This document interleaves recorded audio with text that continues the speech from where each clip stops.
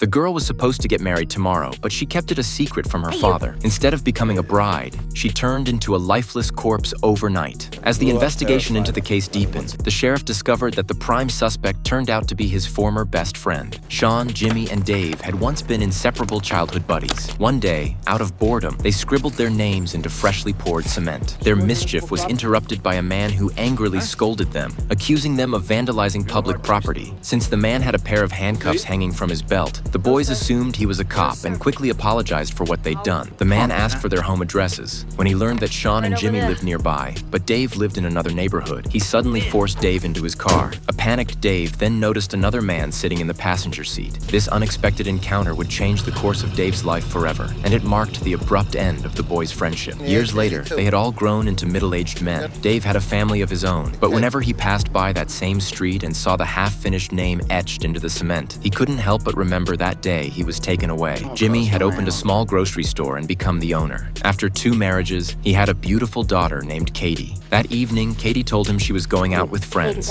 As she left, there was something strange about the look on her face, but Jimmy didn't think much of it. Of the 3, only Sean had moved away. Now he was a sharp and capable sheriff, though his personal life was far from perfect. His wife had walked out on him 6 months earlier. That night, Dave was at a bar with some friends watching a game when his attention was caught by a commotion behind him. Katie and her friends had walked in. Fueled by alcohol, the girls climbed onto the bar counter and started dancing. Dave immediately recognized her as Jimmy's daughter. The very next day, the police received a report. A blood-soaked car had been spotted on the roadside. Since the car was parked on state jurisdiction, Sean, who was already working nearby, took over the case. Jimmy happened to be among the curious crowd gathering at the scene. One glance was all it took. He recognized the car under investigation. It was the very one his daughter had been driving. A terrible sense of dread washed over him.